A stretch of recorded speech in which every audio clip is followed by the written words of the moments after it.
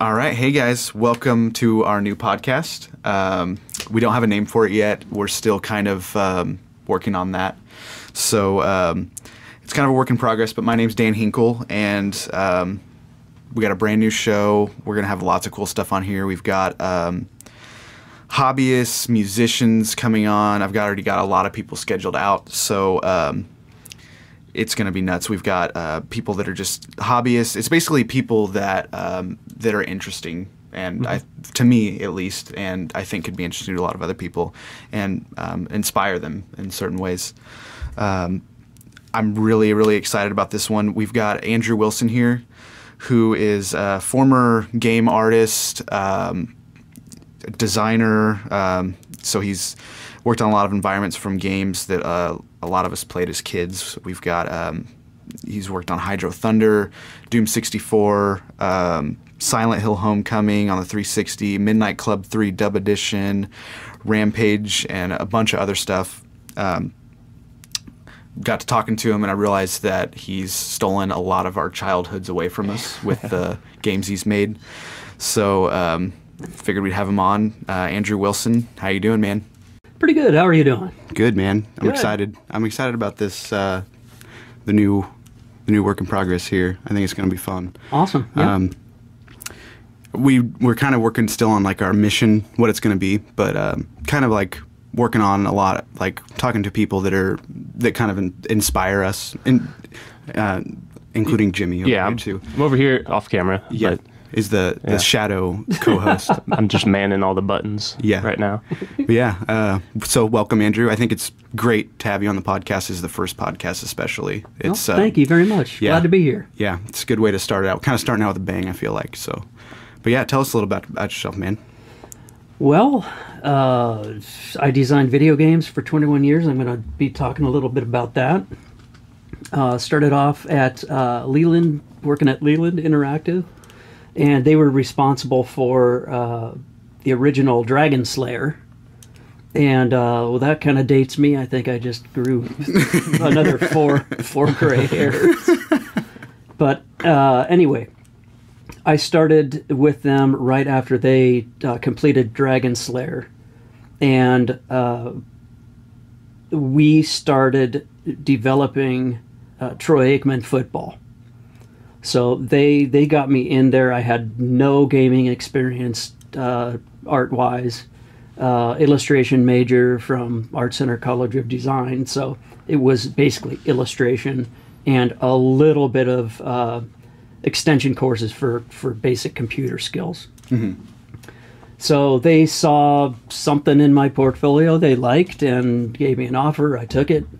That studio was in San Diego, so I drove from Arcadia, borderline Pasadena at the time, for about 2.5 hours with all my stuff, and I camped out in a Motel 6 for about the first 2 weeks. They wanted me to come up with all of the storyboarding for the game's flow, the design, and front ends and This graphics. is and Dragon so forth. Slayer you're talking about? No, this is Troy Aikman football. Okay. I'm sorry. No, you're fine.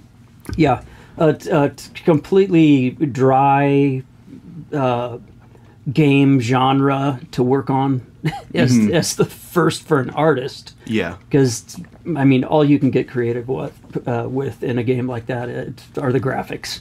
Right. You know, there's green, stadium grass, there are seats, there are, a handful of things, football game-wise, but they really wanted me in there to give their games an additional flair.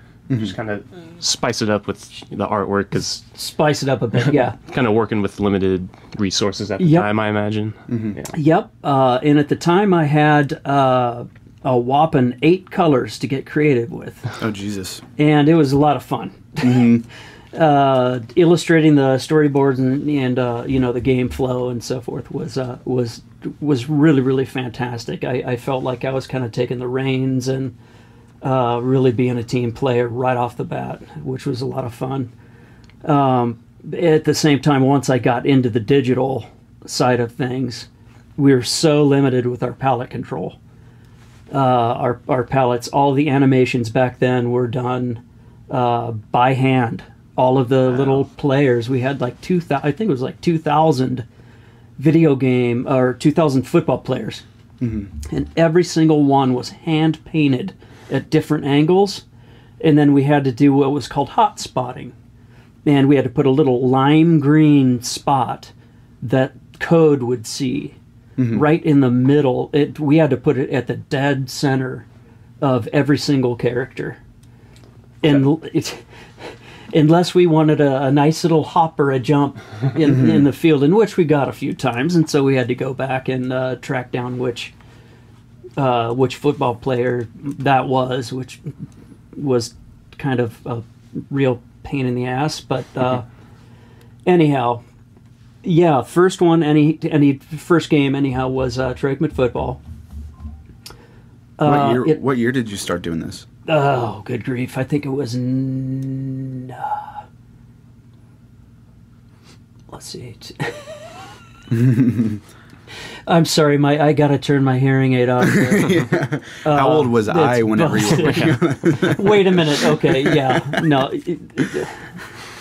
no. How old were your parents back then? Is the question. I think that had to have been.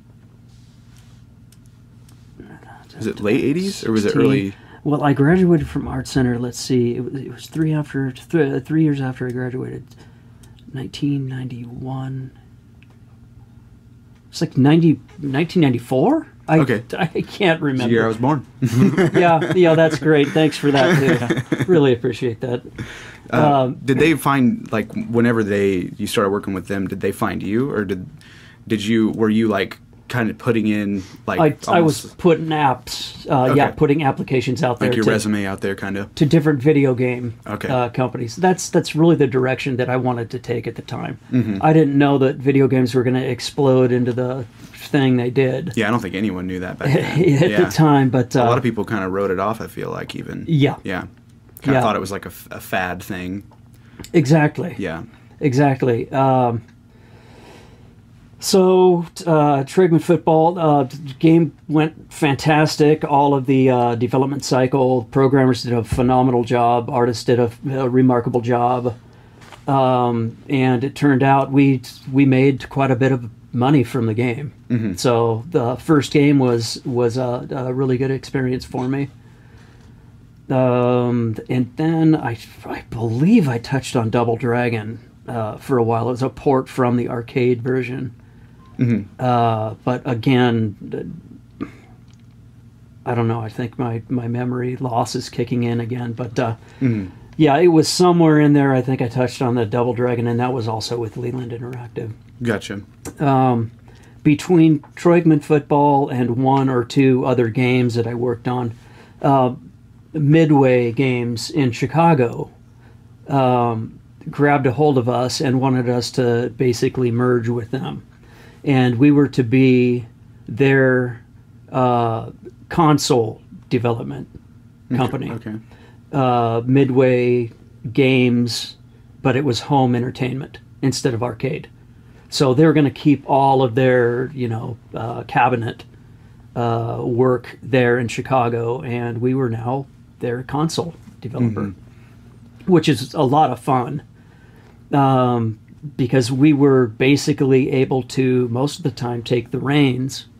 They would say, okay, give us whatever, your just like a movie, screenplay, whatever. If it's good, we'll okay it, and then we'll basically manage the artwork and so forth. We will, as artists. Sometimes they would come in and bring their marketing team with them, and CEOs, president, and so forth. The big walk-in. Yeah, it happened once in a while. It didn't happen too much, but at the very beginning, they really gave us the reins.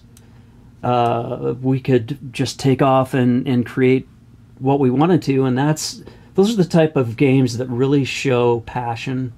Yeah, I feel like that's kind of special to be able to get, like, as an artist, actually be able to have some control over it, rather than kind of just working for, you know what I mean? Feeling like you're Yeah. working for somebody else doing the tasks they, Exactly. you know, exactly how they envision it, given, I feel like that's important to have Yeah. that. So that's correct. yeah, that's And, cool. and, you know, that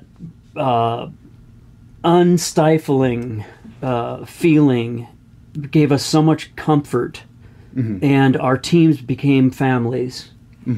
And those families members just kind of fed off of each other with regards to, you know, artistic inspiration and so forth. And you know, that combination of getting cut loose and doing our own thing, along with, you know, really, really liking each other on the teams. Right. That's so important. Yeah. I have worked on teams several teams that people just didn't gel, and they knew it. We knew it. Right. And it's not that they were bad people, but you really need to be in this type of family environment in which you're comfortable and enjoy, because you are in there for, you know, 3 years. Right. You're in there 18-hour days, 7 days a week, sometimes 5 days at your desk. Yeah. And Straight. yeah, you have got to be hand in hand with the people you're working with, or else it's just not going to work out. Yeah, and I mean the product's going to suffer too. The product, and I've seen that happen. Not firsthand, but I've seen that happen within different companies. People butt their heads together. I've seen a lot of programmers and artists butt their heads together and so forth. And that's a little bit more uncommon than artist to artist, Right. because back then it was more soul and separate. The programmers were in, you know, their own little space, their own rooms, and the artists were in their own rooms, and we didn't really share a lot of tactical information, or, you know, hand off our artwork directly to them and have that working relationship. Like games now, you have to understand a little bit about programming. They have to understand a little bit about artwork to hand off game assets. Different, you know, example. Kind of make sure that Yep. during the process, no one's like stepping on each other's feet or like doing something you can't go Correct. back and correct or something. Correct, absolutely. In regards to game consistency, the look and feel of a game is the single most important part next to gameplay value. Right. So you're not, you know, walking into a new level and it's a totally different aesthetic. Exactly. Oh, I thought this was a football game. It's Call of Duty on the field now. Or Ratchet and Clank. What are they doing out there on the right. field? But yeah, the games, when I helped design Silent Hill, it was a very, very hardcore specific look. And nothing could have, you know, these saturated colors or... you know, like I said, I'm going to keep going back to that Ratchet and Clank kind of humor and look and feel. So you had to kind of have more of a, like with Silent Hill, kind of more of a, like a dry, kind of murky. You couldn't have pinks and absolutely neon. It was predominantly, I stuck with predominantly greens, grays. Yeah, that's what I've noticed a lot in like the stills that you showed me. Yeah, from greens and grays. And I was an environment artist on Silent Hill. Silent Hill. Which one was it? That was Silent Hill 5 Homecoming. Okay. So going 360 and... So that was 360 and Xbox... Xbox 360? Yeah, Xbox 360 and PlayStation 3. Okay. Gotcha. Yeah, for those two. So we did what's called a simultaneous port. We didn't farm out to a third-party company to do the port between Xbox and PlayStation 3, like a lot of companies do. But a lot of companies now save money and do what's known as the simultaneous port. So we were working on an Xbox game and a PlayStation game with completely different architecture systems. Like the colors were different. The colors would translate differently. And so it became a real pain And to work with companies like Midway, back in the day, they would farm out to third-party publishers, their third-party companies to do their console ports, which was really, really, really nice because we could basically start taking on another project as they were overlapping for us. And that happened a lot with arcade games. The ports would happen right after an arcade was approved and developed. It would go off to Ireland or usually overseas somewhere to a smaller studio that does nothing but ports. And I can't even imagine working for a company like that does nothing but ports. Yeah, that's just like grinding work, I'm sure. Yeah, it is. It is. To them, I'm sure it had a lot of cool value. But after being an artist and designing all of this cool stuff, porting was just kind of grunt work at that time. With the porting, is that just taking the existing code, I guess, for the whatever system it's originally developed on? Is that literally just translating that into a different, I guess, language or coding language? That's a pretty good summary. In fact, the artwork, all the palletization, most of the time, the resolution of the texture maps, which a texture map is basically slammed on a wall. The bricks you see or whatever environment. Environments have, different paint scratches or whatever. Those would have to get translated quite a bit differently from port to port. And so you'd see, the Xbox was really nice to work on, in my opinion, because it was more of the sky's the limit. And PlayStation was a little bit more limited with what we could do at the time. Probably not now, but at the time. The restrictions were different from platform to platform. And therein lies, the challenge and the percentage of work that we would have to do if we would find out, we had Dreamcast and then we had another system to port to. Well, it's completely different or very much different codes. The colors wouldn't translate the same, so we would have to go in and do a lot of manual tweaking. And still, it wouldn't look exactly like the beginning product for the first console. That Silent Hill, that was released by Konami, wasn't it? Silent Hill's Konami. Is that? Yeah, they were our third-party publisher overseas. Gotcha. Yeah, and they would come in. It seemed like every other month, every couple months. Yeah. Kind of check in and see how things are going. Kind of check in. Yeah, they'd have their sound designer come in and check out our sound studio and how everything was set up and sounded and so forth. And was that quite a bit different of a dynamic than like Midway, with that being a smaller, lot smaller company? Yeah, every single company has their different overall dynamics, and that could go from the work environment. The darkness, the lack of just even a hint of light or a skylight, to how these games are being micromanaged. Yeah. We still had, believe it or not, I got really, really lucky in the video game industry. A lot of my buddies didn't in other companies. Lucky meaning being able to cut loose and the reins are mine to develop the level I'm working on or the vehicle or whatever, and I almost felt guilty in a way because I was given this almost as a gift, it seems like. Really? Yeah.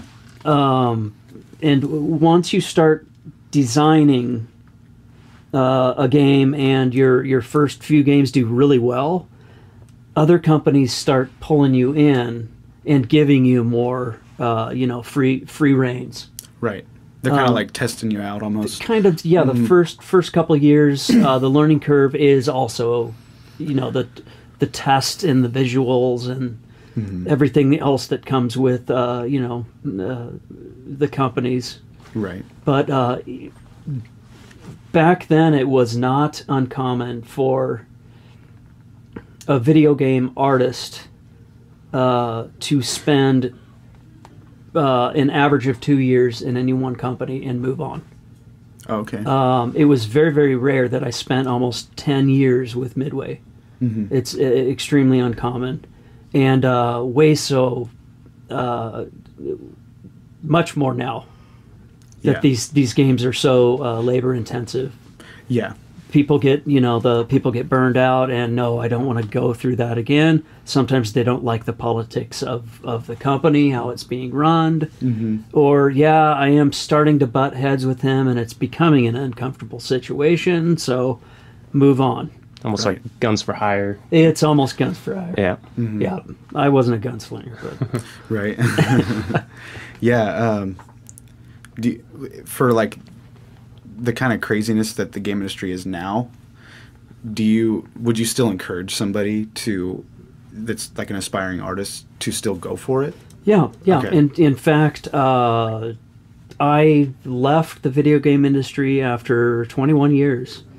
And the hours started really wearing on me. Yeah, I bet. Right. Probably a lot of a difference from when you were a lot younger, I bet. Absolutely. Yeah. In fact, the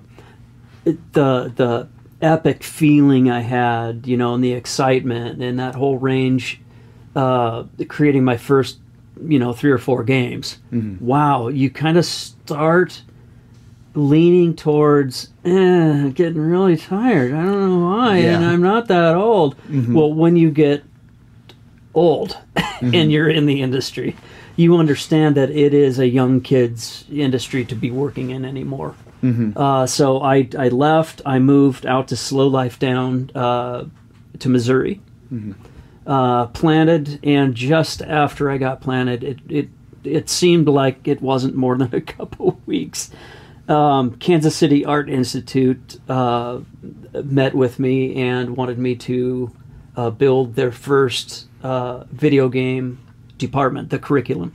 Oh, wow. And so, wanting to pull the reins and get out, pull the ripcord and get out altogether, became, I'm going to consider this as an opportunity to, ease out and encourage students at the same time.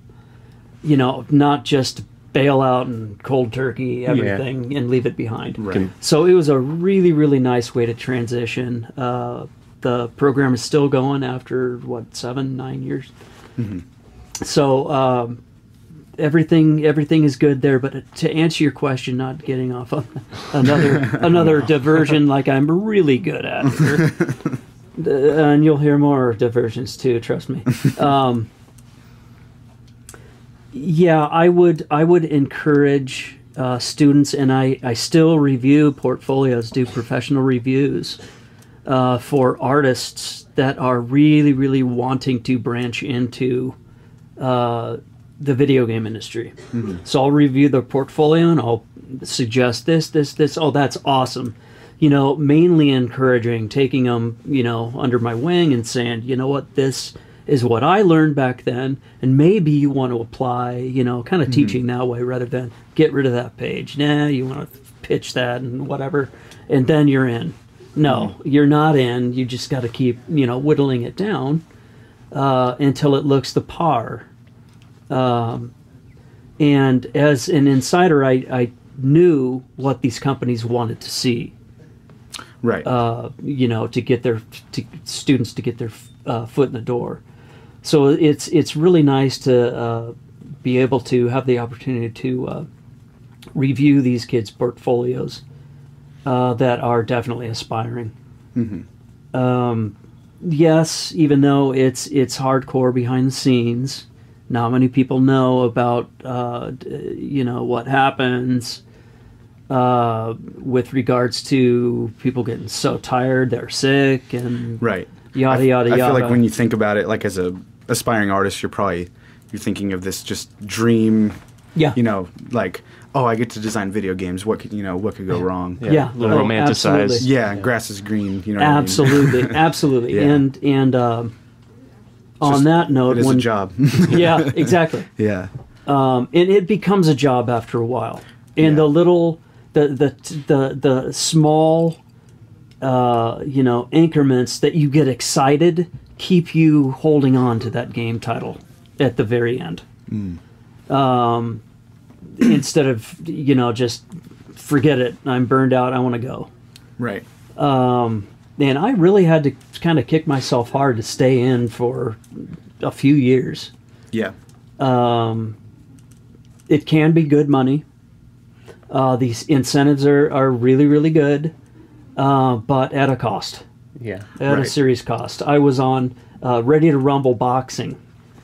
I remember that game. Yeah. Yeah, it was Yeah. like an arcade game, I think, at first. It was so long ago. I know that it again. was on. N64. is Yeah, what Yeah. I think I played it on. remember Yeah. renting that game from Blockbuster for something. sure. Yeah. That's right, because I was pulled off from the very tail end of Doom 64. We had basically done our part, and they Just wanted name me dropping to. all over the place. Yeah, well, they wanted to pull me off to help out with Ready to Rumble Boxing. And it was just amazing. Michael Jackson came into our studio and mocapped some of his moves, and Oh, really? it was just incredible. Not many people knew how tall he was. He had to duck under our doors. Really? How tall is he? He was Or was he? Yeah. Yeah, He it was, Jeez. oh good grief, I don't know, 6'5", 6'4", Really? something like that. He Yeah, was like 5 foot. Yeah, No, he's like so- a tiny little man. and I think maybe that's what made his moonwalk look so good. His feet were probably giant. Yeah. But anyhow, What was he doing? Like, what? They were mapping out his moves for what? for Ready to Rumble Boxing, Well, yeah. they had different moves and spins and so Oh, forth, and gotcha. special moves that they would do to make a little bit of comedy and Gotcha. kind of mix up just boxing. Uh-huh. So it was a creative spin on boxing.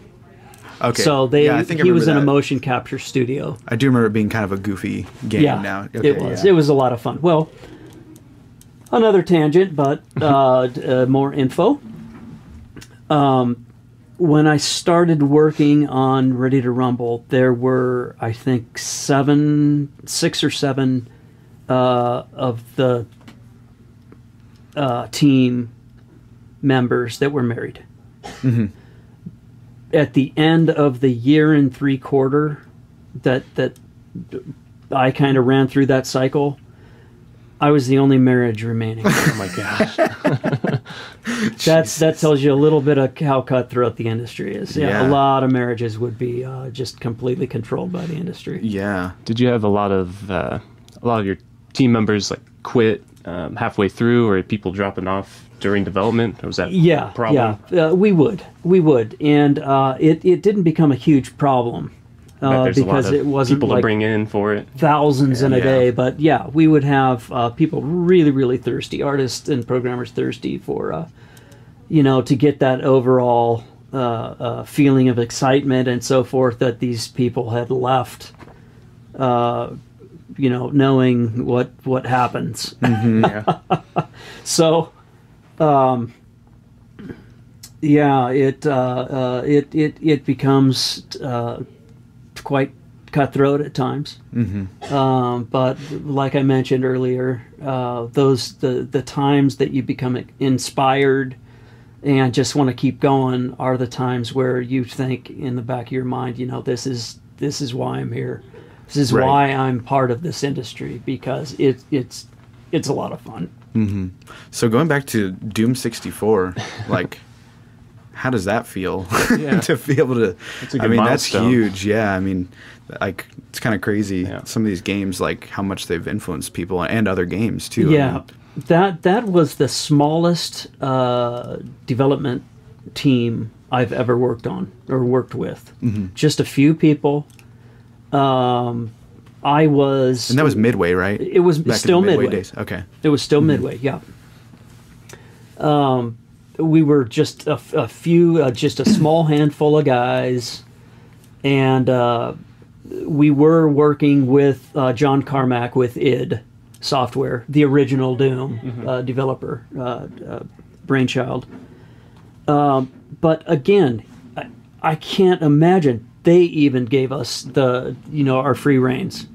And there was our passion again. Let's just, go head forward and do something that we completely enjoy. And I think it also reflected in the end. It became a pretty good game. Looked really good. The program was really good. But at the same time, I had never worked on a game that dark. And the internet wasn't that great at the time, and you had monitors, the CRT monitors that would just completely ruin your eyes. Just flicker around. You didn't have all the LED technology and the stuff that's better for your eyes at this point in time. But that said, the internet wasn't that special back then either.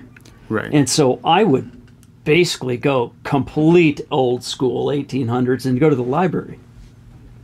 And it gave me the chance to kind of get out of that, the everyday work environment.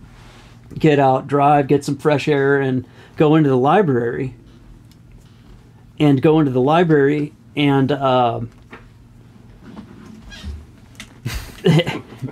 sorry, got a distraction. And check out these tangible books that it was kind of a breath of fresh air in a way, because you're actually thumbing through books doing research rather than everything on digital form. Right. Well, that's when I started researching. My responsibility was to come up with a look and feel of the game. So I started researching, and one of my favorite artists at the time was H.R. Geiger. Oh yeah. Does all the kind of he was Alien. creepy Alien he created the Alien artwork. And all of the walls, the really environments and so forth. Well, I wanted to do my own type of spin on that, so I worked for a few weeks and tried to get a look down. It was pretty challenging because I didn't want to do something that he did. Right. But finally, I was able to get that look down. And I remember the lead coming up behind me and taking a look, and he just grabbed me by the chest and said, "Yeah, we did it!" So we just kind of ran from that point with that particular look and style and feel of the game, and the monsters, the creatures, the weapons, and so forth, all had that kind of look and feel as well. So that's another way that the game looked consistent. Is it common to have like a centerpiece of art or something that someone drew up at the start of a production to kind of look back on and make sure you're still in that style? Or well, you know what, that's a good point, because we had in numerous events we had concept designers, concept artists, that would have these unbelievable Cintiq machines that they'd be able to draw and sketch and everything. Back then, it was like cutting edge. Now it's like Etch-a-Sketch. But anything, God, I think I just got another gray hair. What is an Etch-a-Sketch? Damn, I buried myself there, didn't I? But they'd have these just incredible computers and monitors that they could just interact with, and they'd pound these weapons and different textures and whatever out on a weekly basis and submit them up just to make sure we're all on that same page still. Right. So it wasn't necessarily looking back at like one element, kind of developed with it, I imagine. Yeah, it's a progression of consistency. Okay. Yeah. So going back to like you're talking about this kind of older technology and like how it would take you guys like sometimes a couple of years to finish a game like back in the day. What's changed like for how games come out now? Like is it the technology or is it that they're like corporations? Because I mean, how they just come out so fast pump now. them out. It's now, I could elaborate on that for probably a week. Yeah. But I'm not. We can do this again. I'll try to think about how I'm going to jam this in. Right. Yeah. Give us a summary of it. Back around the .com crash, a lot of small video game studios suffered financially and had to close their doors or were basically picked up. Picked up by a third-party publisher, third-party company overseas, because they weren't nearly as damaged by the .com. These huge Nintendos and Sonys and so forth. Yeah, they had they could survive that impact. They did survive the impact, and so as horrible as it seemed at the time, no, we're not going to have our creative flexibility anymore and so forth. But we still have a job. Right. Which was nice. So it was a little bit of a healthy balance there. And that's pretty much the way things have been since. Like on Silent Hill, Collective Studios, which is now Double Helix. That was probably like the start of it for you. Yeah. Yeah. In fact, that was the second biggest publisher next to Sony that I worked directly with on another unpublished title, and it just gave me a lot of insight on how the industry, how the market can change gaming, right, and the overall financial status. Of even the big companies sometimes go sour, and big companies go under. Like sometimes. EA. Like EA's about to. Yeah. They're under fire right now. Yeah. I don't know if you've heard about any of that. I'm sure you have. Yeah. With the new... I don't know if... I guess we can talk... Yeah, we can talk about whatever the hell we want, right? It's a public game. I don't know, right? Well, I'm going to let you guys take this one. EA is... they're responsible for... tons of games now. They did a ton of like the Madden games and stuff like that. And they killed our game at Sony because they bought the exclusive rights to the NFL license. Right. And we were NFL title at the time, and just 3 months before launch. Right. Done. Yeah. They bought us. Yeah. What they did. So they came out with Star Wars Battlefront for like pretty recently. It was a few years back now, but. They came out with the first one, and then they just they're starting to release the second one, the Battlefront 2. It's coming out. I think the launch date it's in a few days or like next week or something. Yeah. But come to find out, it's very much a microtransaction game. So how a lot of games are now is you buy the game, it's an $80 game or however much, $70, $80, and then within the game. There's microtransactions. I was going to say, our friend Corey's here with us. Oh, yeah, by the way. He's got a question. Yeah. I'll chime in on this. Yeah, it's a $60 game, but they're saying that to unlock pretty much all of the content, you'll have to play over, like 4,000 hours or something like that. Yeah. Or you could pay like $2,000 to for be able all the to characters. Get every bit That's of ridiculous. What you can get in the game. Not to mention, they call it pay to win. Yeah. So you can pay money to get. There's a card that literally gives you aim assist, and it increases your aim assist the more that you get. Right. So you can have a Darth Vader at one point who is so stacked with abilities and skills that you'll go up against another guy who also has Darth Vader. I don't know if that's how it works or not. They just didn't pay you would as much money. destroy the other guy because that guy didn't pay as much money as you did. Because that guy's broke and you're a little rich kid. They boxed this $60 game, which 6-7 years ago we could buy a full game for $60, and you'd have now it. Yeah. you're getting this chunk of a game that used to be like a quarter of the pie or 3/4 of the pie. Now you're getting like a 1/16 of the pie when you spend your $60. And Yeah, see, and in my opinion, that's a sad approach.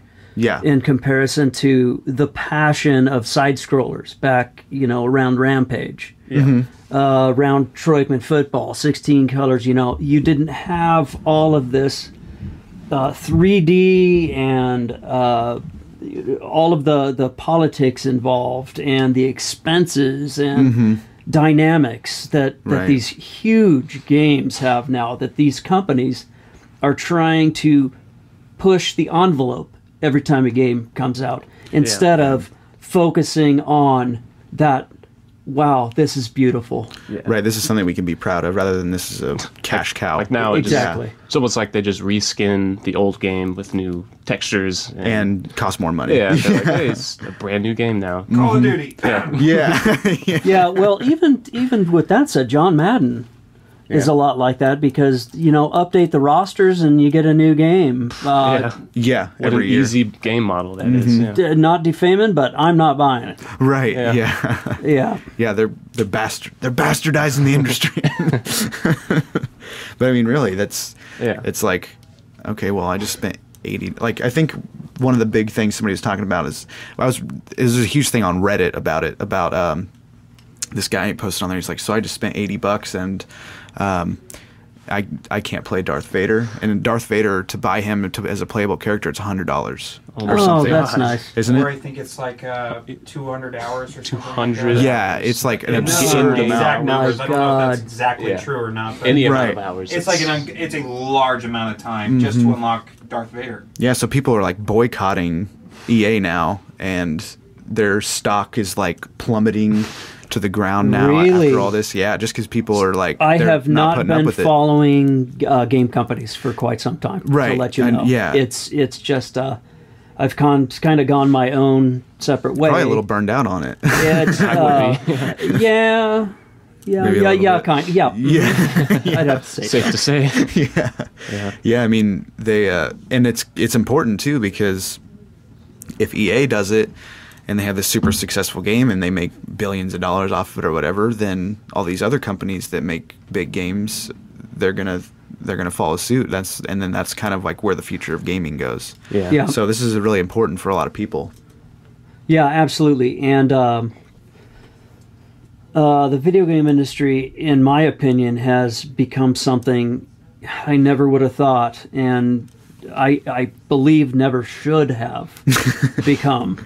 Right. It's just it's so giant now that the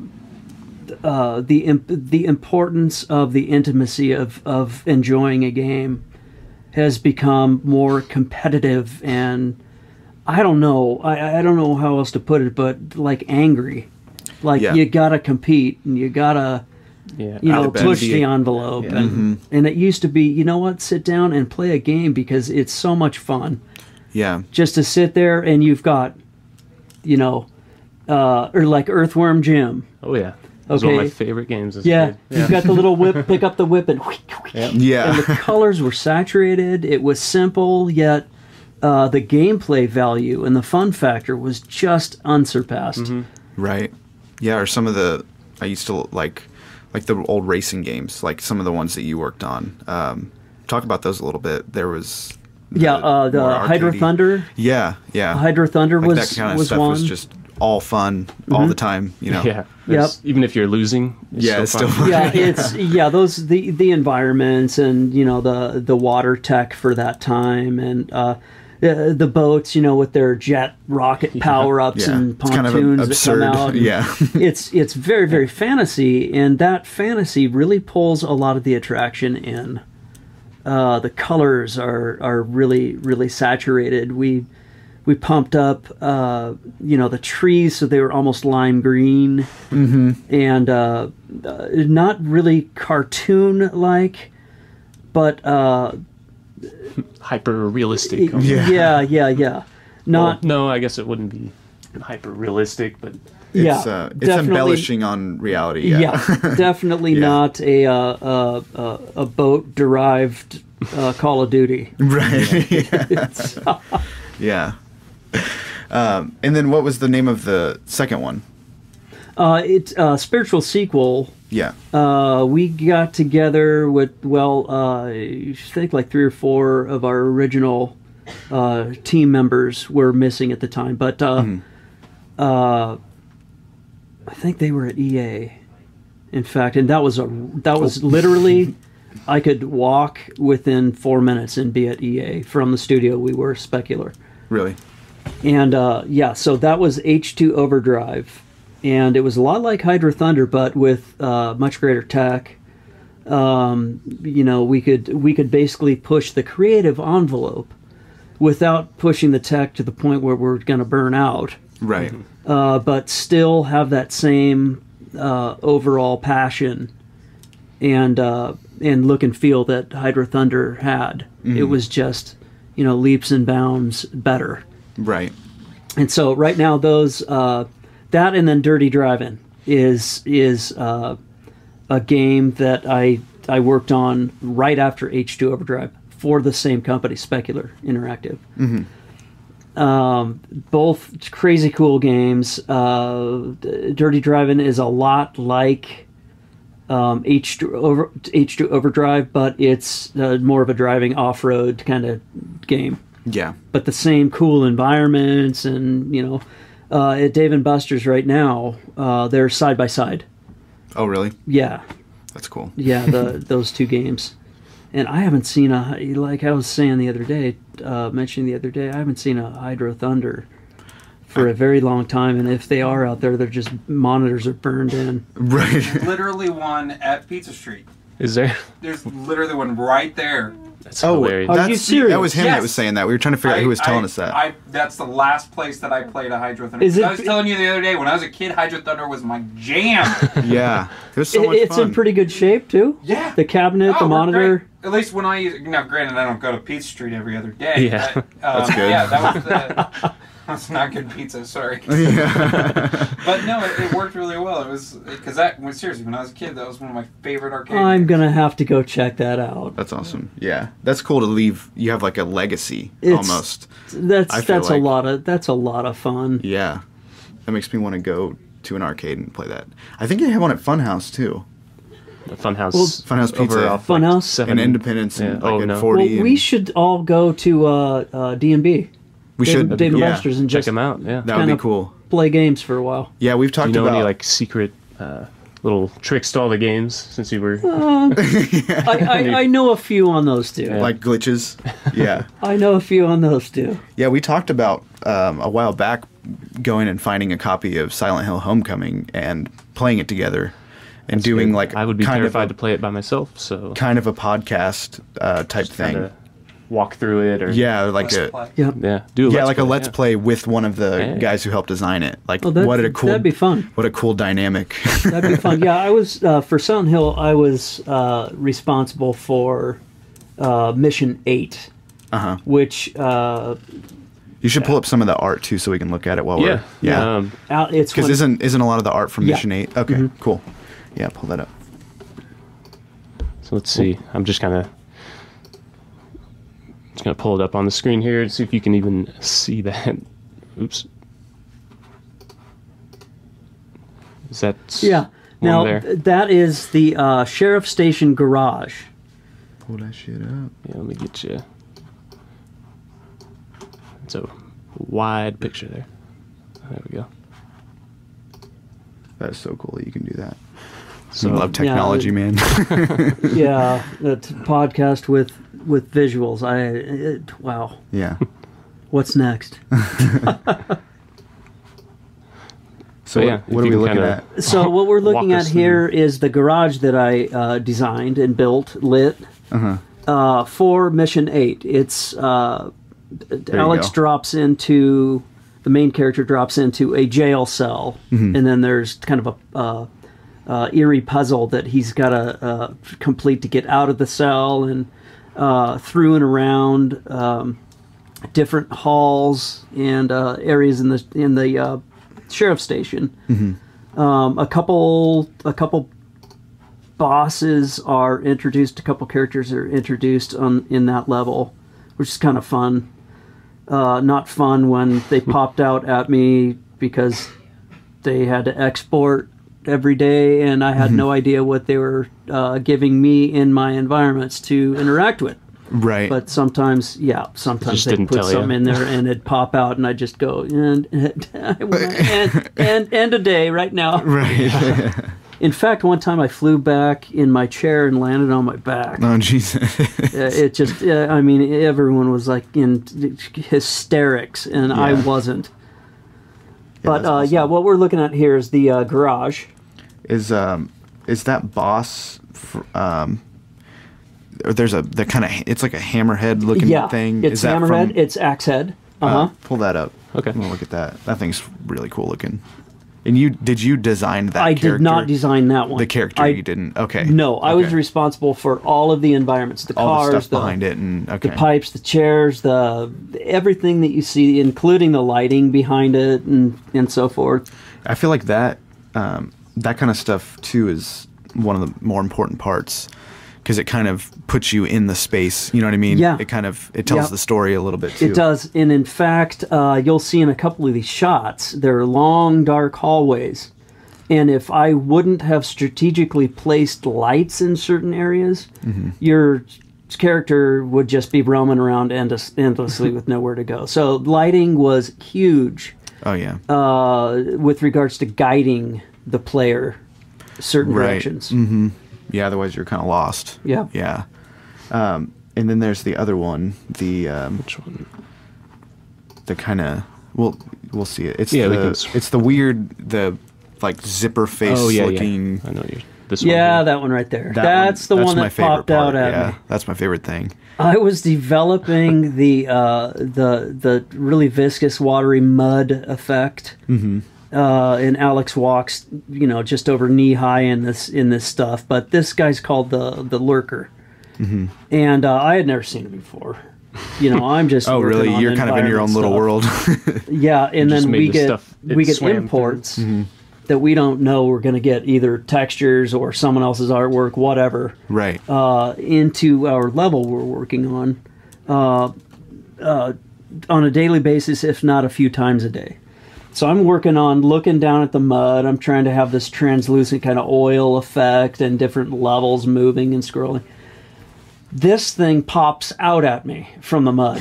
Oh, God. And that is the character that I actually, jolted back in my chair and completely embarrassed myself in front of the company. Yeah. Was it like fully animated at that time? It was fully everything at that time. God. Yeah, it was. Yeah, it's an extremely dark, evil, frightening character. Yeah, I would imagine working on that for how long did you guys work on that? Was it? That was about what was it? You know what? Off the top of my mind, I can't really. I should say at the top of my age. Like a year-ish, maybe? No, that took about 2 years, About 2 and a years. half. I feel like working on something for that long, you start to get Get sucked into that reality. like kind of like people who make movies. They kind Especially of start to become in that little world because you kind of have to. Working No on it doubt. 18 hours a day. Yeah. In fact, on Doom 64, I was just chugging on all this dark, bone textures and this, all the, weapons and all this other dark stuff and, the researching. And sooner than later, I became almost this goth person. Oh, yeah. It's like, yeah. I don't know. I don't even know what type of rings I pierced, but I can't find them anymore. No, but I would wake up in sweats when I would take naps or to go home. Occasionally, when I did sleep, I'd have nightmares. Jeez. And one night, I remember it was during crunch mode or right after a crunch mode, five days at our seats. And crunch mode is like near the end. Yeah. Cramming in, trying to finish the product. That, as well as like every 8 weeks, sometimes companies have what are called crunch modes, and you basically have have your deadline at the end of that crunch mode, and so you're testing, you're redoing, you're playing, and it's just like the beads of sweat are just, okay, it's tomorrow. Oh my God, no, I can't believe it. Well, at the same time, companies are giving you pizza and hot dogs and Coke, and so all the acid and lack of sleep and oh my God, I can't breathe. Well, I was at home one night. Yes, it was after that crunch mode on Doom 64, and I just got up really fast, and I couldn't upright myself. It was so painful. Yeah. And I nudged my wife. Oh my God, what's going on? She turns the light on. Well, she rushed me to the hospital. Lo and behold, the combination of the stress and food, lack of sleep, all led to esophagitis, and it's bleeding stomach. Oh my God! Yeah, and it's completely not uncommon in the industry. I was in the hospital for 4 days, 4 nights. I lost a quarter of my entire blood supply, and the surgeon let me know as I was getting discharged that you were an hour away from dying. And I'm just going, Doom 64 is worth it, though. Yeah. It's going to be a cool game. Jesus. Yeah. So it's not uncommon. It's literal blood, sweat, and Plus, tears. I've heard of deaths from Just being lack of overworked. sleep and Oh, absolutely. A guy at his desk just head down on the desk and was gone. That's horrible, but that's And that's the reality of the intensity of the industry. Right. And it's not just the intensity, it's basically the pressure. Right. Yeah. And when you get that stifled, you make mistakes. You'll see in a lot of games like flickering walls and so forth. weird clipping issues. Clipping issues, you could actually fall through to get stuck under nothingness. the map. Yeah. I always wondered about why that happened. Yeah, so, Yeah. well... There's one guy who ate one too many hot dogs. Yeah. or lack One of guy bleeding everything. intestinally and just at his desk. Yeah. But that's called Z fighting, when you see those little flickers, and those are unwelded surfaces that someone didn't go back and check enough in their crunch kinda mode. Pulling away. And Yeah, and that's the worst thing to see after a game is launched, are mistakes like that, Yeah. because that will sometimes that'll bring your rating down from like 4.5 to 3.5 stars. Right. Just that one Yeah. screw up, basically. Is that were those the only 3 from Silent Hill that he had? Because I don't know. I can look. not- Probably let's a see. couple more. Let's see. and these are all from. Is Mission 8 the final level?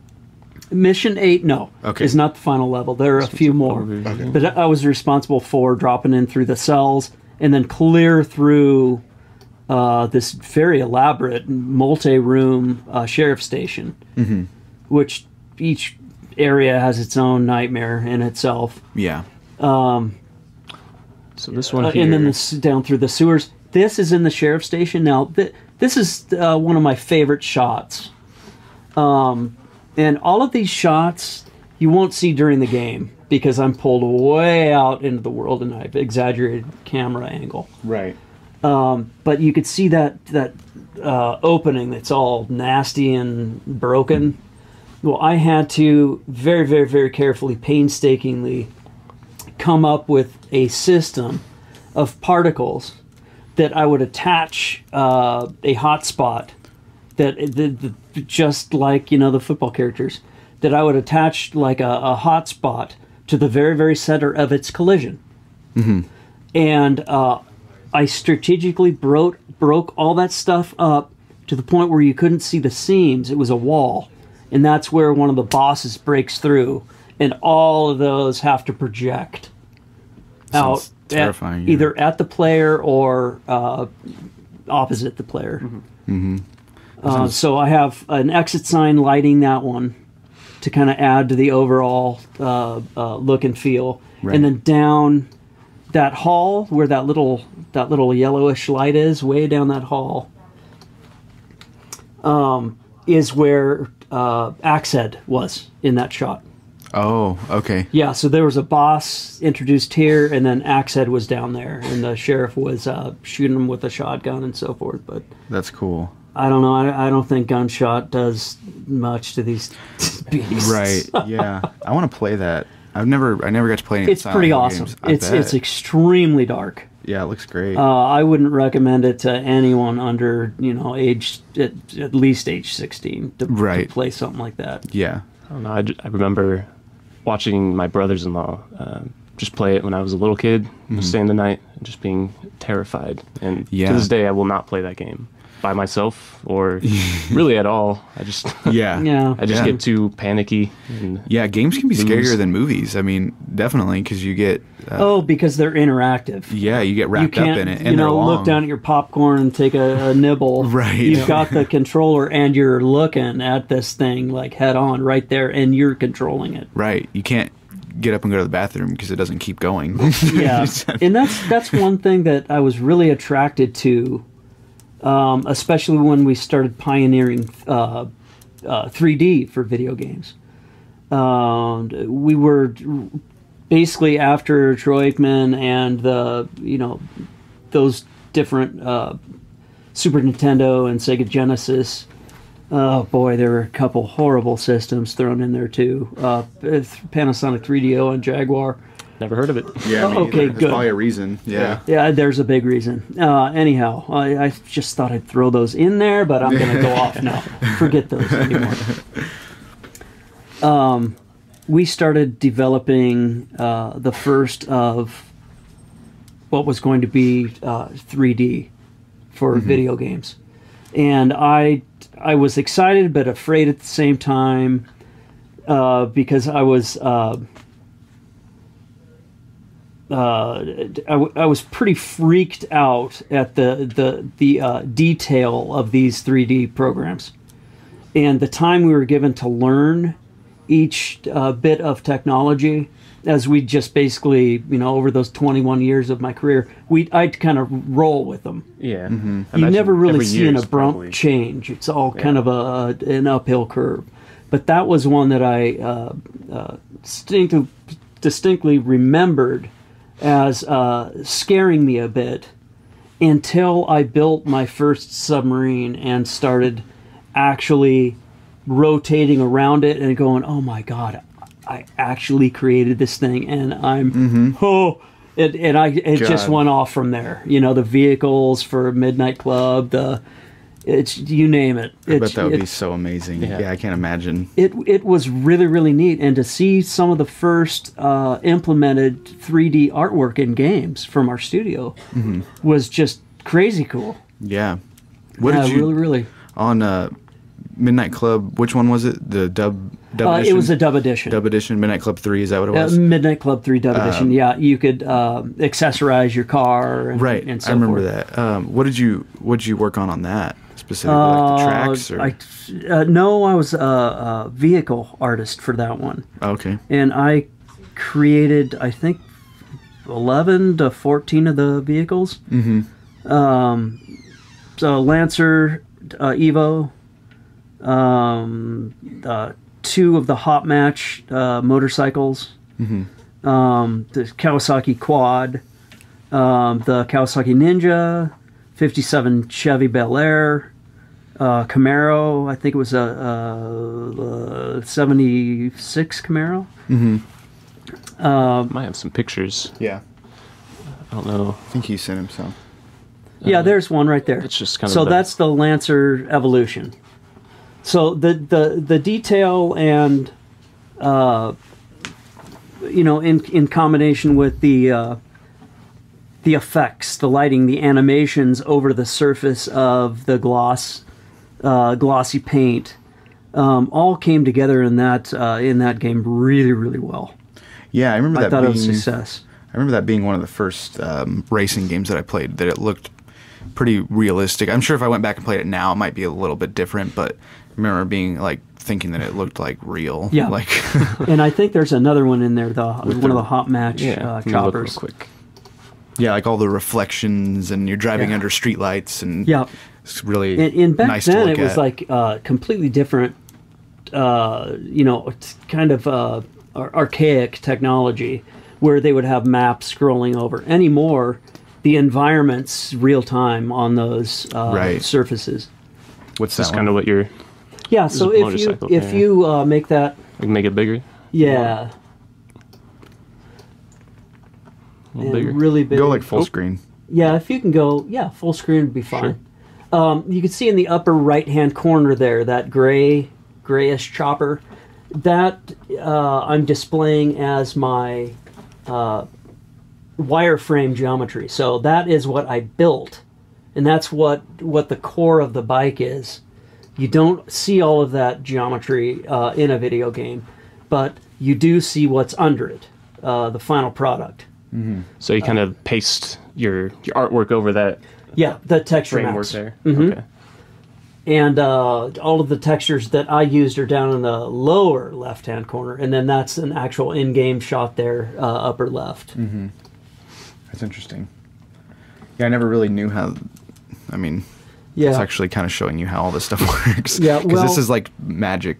I And, mean, uh, you just buy the game and you play it, and you're like, Some kind of wizardry. yeah, going you don't on. really think about what goes into it. this doesn't touch on the limitations, the restrictions that were given. Like this one was given like 1,400 polygons, and I couldn't exceed that. And a like 128 by 128 ratio pixel texture map. Those are the two things that I am given for this very vehicle. And so I have to, as I'm building, I'm seeing, the amount of vertexes, the vertex count. And I'm seeing, the what are called quads, the little pie shapes and so forth. The polygons are the pie shapes. Quads are the squares. Gotcha. So we have been given these very, very, very stringent, rigid guidelines for each and every piece and part that I have ever worked on in the industry. So it's not all just kind of do it and see how it looks and cool. The reason being is for frame rate. right. So we want, whatever, 60 frames per second. And if this thing's going to go over by 500 polygons, well, someone else has went over 1,000, and then, oops, the environment has too many, then the frame rate drops to the point where you're actually seeing motion. Okay. Yeah. Kind of And- like and that- stuttering and And that's no good. Yeah. Yeah, in some games you'll actually detect that, and that's just the developers not managing the all of their attributes. Right. Yeah. So when you went on when you were working on those cars, did you get to choose what cars were going to be in the game, or was it like did they kind of tell you like we want stuff like this, or did you Yeah. go, oh, that would be fun to do? Or whatever? Okay. No. In fact, I did work on one of those games that I was able to design just over 200 vehicles and concept those out. And I think that's another one in there, but we'll touch on that. Well, let's look for it. Okay, yeah, cool. Might as well. Yeah. But interested. this was my first licensed vehicle game.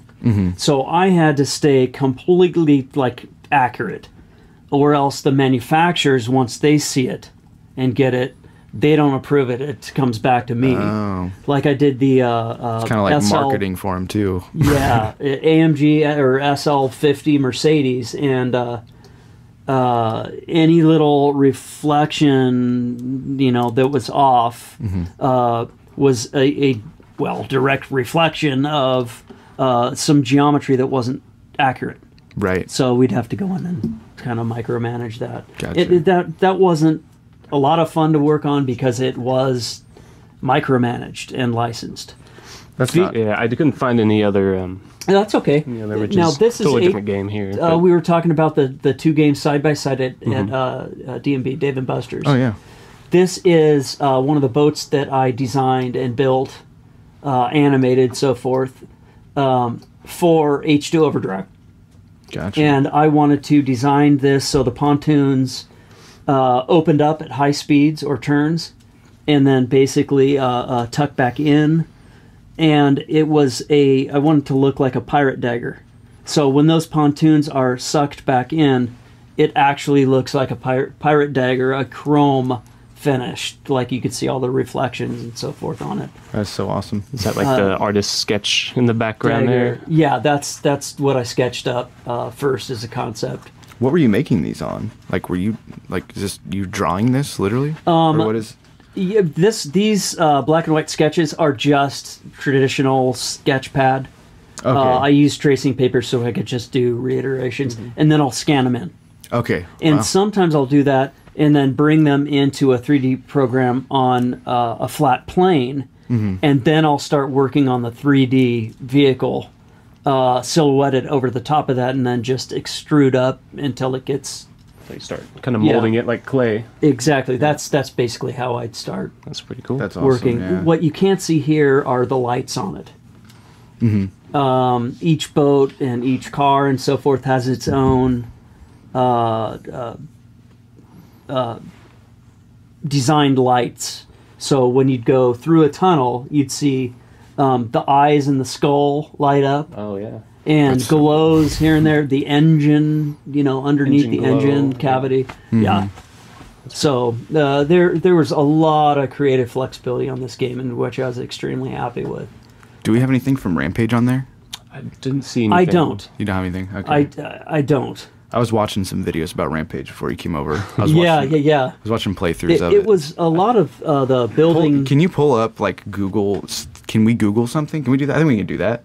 Pull up an image and talk about it. I think so, yeah. Pull up something from Rampage, because I feel like that's one of those things that people won't remember until they see it. Rampage World Tour. Yeah, and there were the original texture maps. If you go back to... Sorry. Oh, sorry. I can go back. Yeah, that way we can have it up. 1, 2, right there. This one? Yeah. Yeah, pull that in. That is the original look and feel that I came up with. I was telling you, my buddy came up and just gave me a big hug when I came up with this look and feel for walls and doors and textures and so forth for Doom 64. That is what I basically researched and started designing from. That's badass. So I wanted everything to look kind of like Bones, Yeah, but this has no lighting. So I wanted each texture to have all of the... I painted each texture to look like it was pre-lit. So lighting was just an added bonus. Just kind of accenting already what was there. Yeah. Wow. Yeah. Didn't know that all this went into just the walls. Yeah, and it's a lot. Yeah. Yeah, pull up a Rampage. Yeah, I didn't do a lot on Rampage, actually, just building pelletization. What does that mean? Like colors. Okay. For color like schemes this, and stuff. For the scrolling buildings. Okay. And that's another thing that's so great about Rampage as a side scroller is the parallaxing you get with the different levels and distances of the buildings, the depth of field. That's what I really like about this game is it's kind of cartoon-esque. Yeah, it's hilarious. But the buildings really do add a lot. Yeah. Are you? I mean, you could just click on that and switch over to your desktop, can't you? Yeah. I'm trying to get it's it as big as I can. Oh, okay, gotcha. It's just one of those things that I forgot about this completely until you and I were talking about it one day. And we started talking about it, and it was just like one of those things that seemed like a dream, and I'm like, oh, shit, I remember playing that all the time. I remember it's one of those games that I never bought, but I would go and rent all the time. Now that you know about the hours, yeah, it was a dream for me too. Yeah. But it was, In fact, I wish I was dreaming. Yeah, it was weird. I was so young when I was playing that game, but that was like a huge part of my childhood. Were you able to get it on there? It's weird. Is it weird to get it? Flip back and forth. Okay. I can save it though and just pull it up. Yeah, let's do that. Just, yeah. I mean, I don't want to make it a huge deal, but It's yeah, just good to have it jog your memory a Yeah. little bit. I watched before you got over here. I was watching the trailer for the movie that they're coming out with. Does it look good? It actually doesn't look that bad. Really? Yeah. Rampage the movie. Yeah. with The Rock. I just can't fathom how that's gonna look. Or it really doesn't look that bad. I don't. It's hard to, I feel like, make a story out of that game. So it's obviously, it almost has nothing to do with the game other than the monsters. But it looks pretty. It actually doesn't look bad. So here, that's just like the original artwork, I guess, for the. Yeah, that's awesome. Which you have a copy of. Oh, we could have just pulled that damn copy of the game out. Let's do that. I want to see it. Can you pull that out? Yeah. This is so cool. This is the coolest thing I've seen in a long time. Rampage. Boom. Yeah. Oh. Yeah, there you go. Matter. Yeah, we can get it. Yeah, there you go. Still wrapped. Yeah. That's cool. Yeah, all my games are like in a time capsule, wrapped and signed.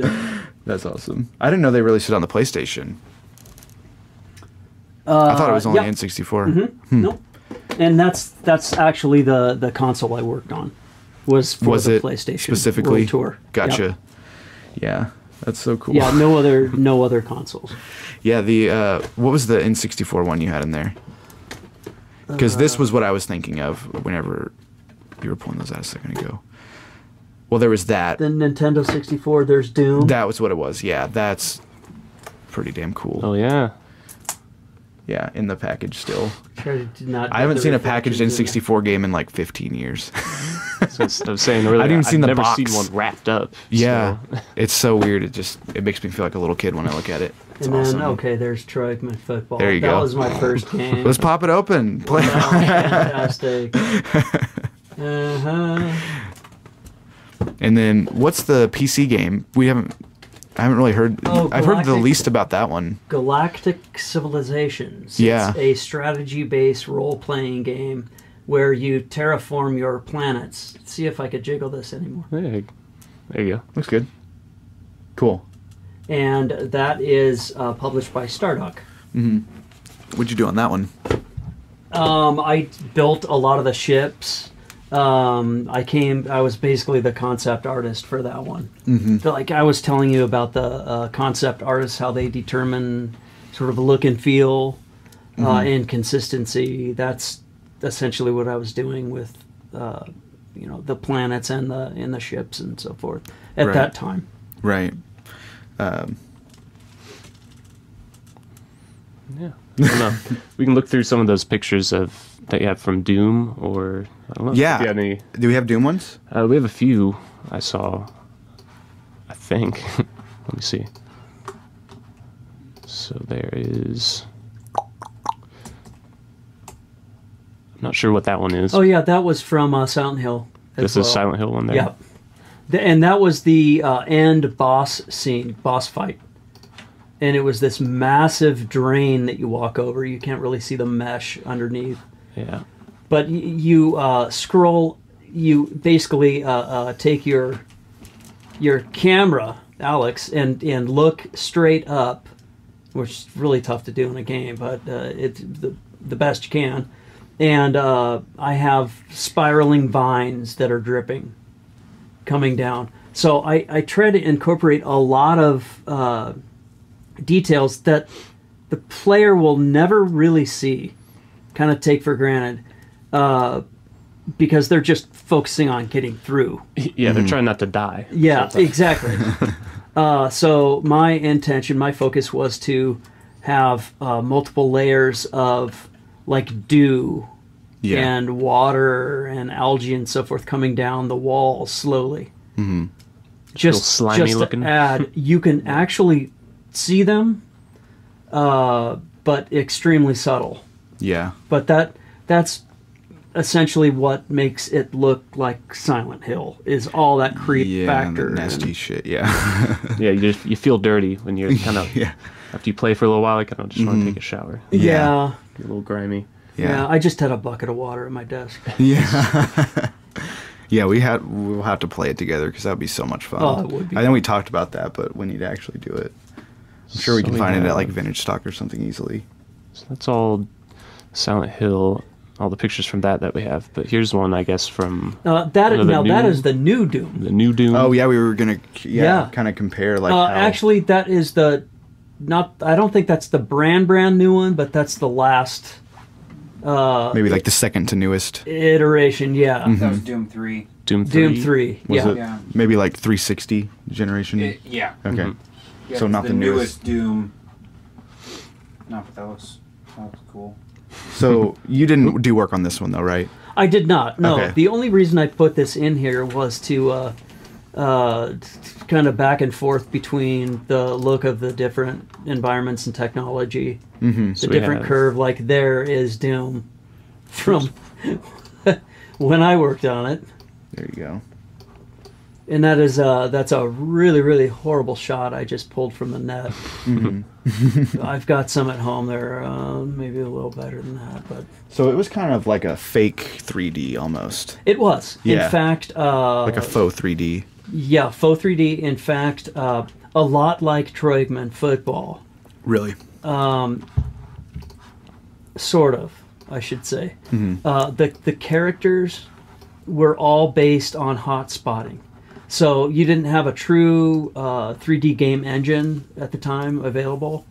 So what we had to do was make everything and light it in advance, light our 3D models. We still built in 3D, but light, and then we would export a certain amount of frames. And then pick and choose those frames, and then clean certain areas up if like there's a glint of light that's going to detract or whatever. So that was a bit of the little bit of the technology curve as well, going from a hotspot situation to a new hotspot to an actual real-time 3D, and then the 3D with multiple layers of tech, and then Right. now. Now, wasn't Doom was one of the first 3Ds, wasn't it? In general, or was it just first 3D game for you?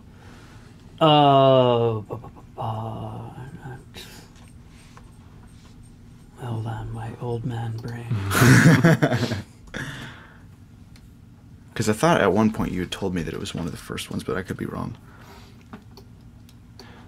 I believe that might have been my first 3D looking game, and then Hydro Thunder.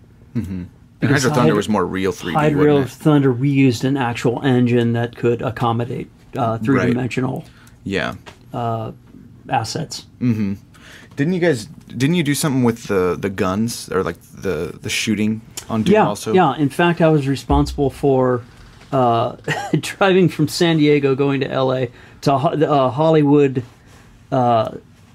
studio, in which all of the actors' props and so forth are either stored, archived, or stored and then reused. Well, here I'm told, and I have this little non-disclosure contract, I had to because I was going to be on freeways and roads, stating that I was going to be transporting weapons.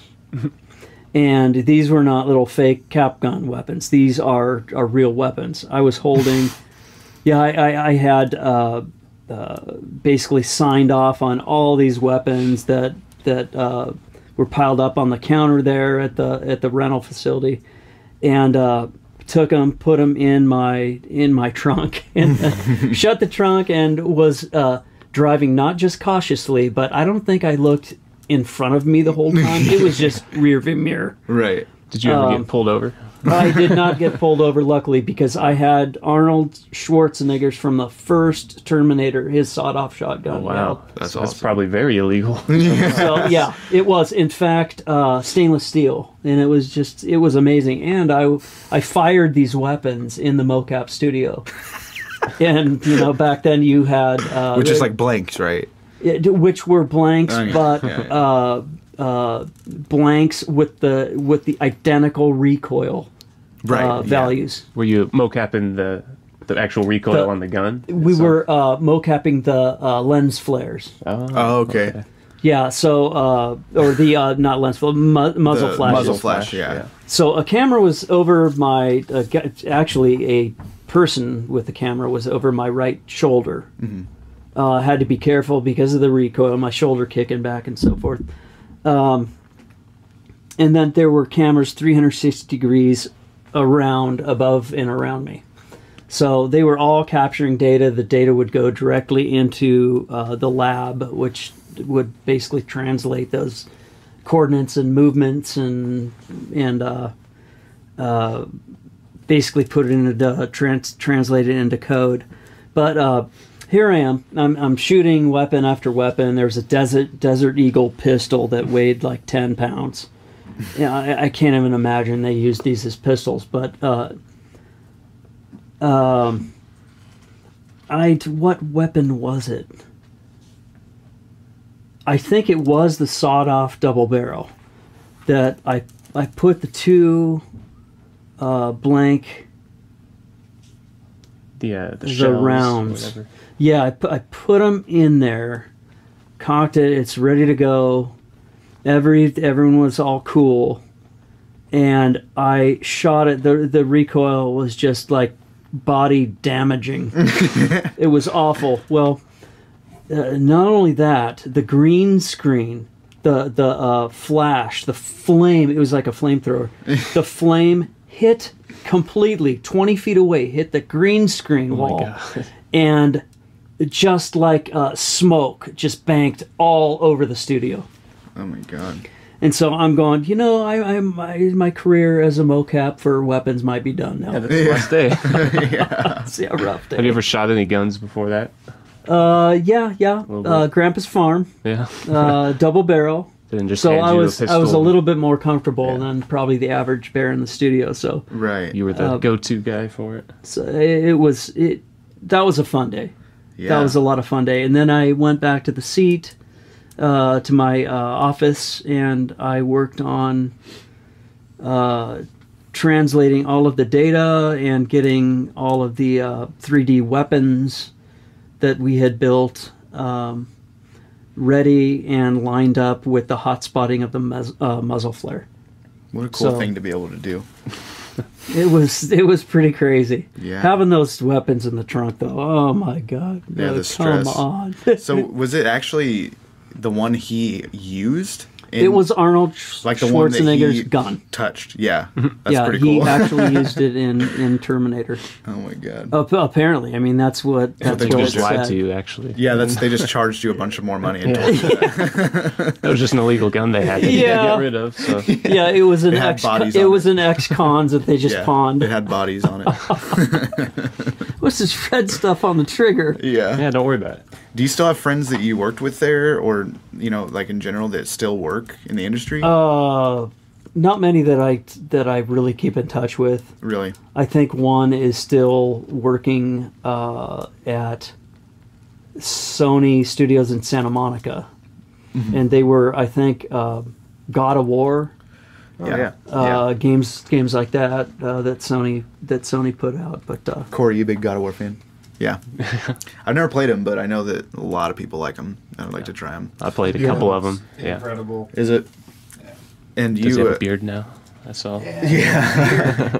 Yeah, he looks badass. They add beards to old video game characters and they suddenly become more badass. oh yeah, I Yeah. love it. Yeah. And then you could select from a library menu of beards that you could put on paste it right kids on, and Yeah. ZZ Top beard. Yeah. nice. Now you had friends that worked in Naughty Dog too, didn't you? I one point. did know a couple people that worked at Naughty Dog. In fact, I interviewed with them Did you? at their Santa Monica facility at one point in time, but something didn't gel, and I just went on and worked somewhere else. Right. Also interviewed at EA. Was going to work on Spider-Man with them. The new Spider-Man?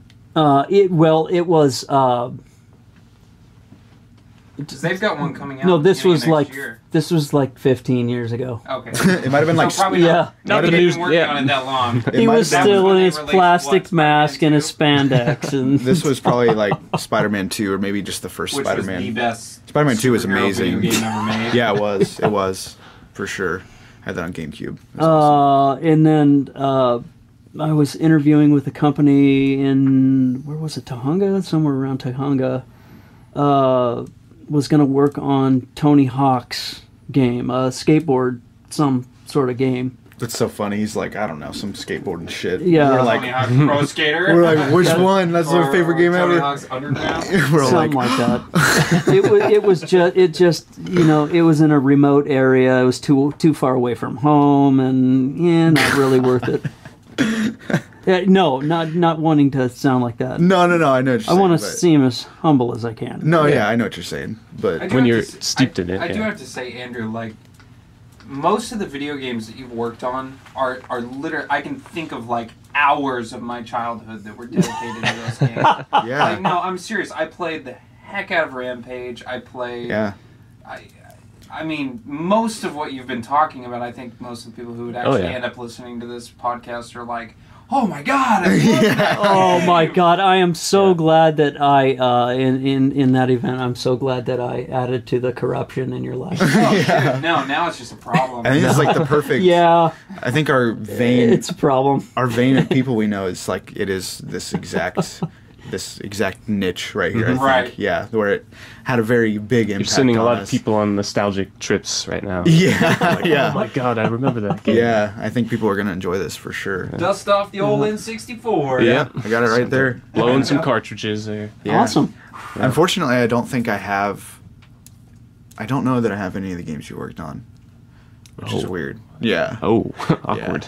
But I still played them. Yeah. Well, I'm gonna go now. but, Yeah. Yeah. If you How rude. I do have a lot of friends that play. Is the Galactic Civilizations?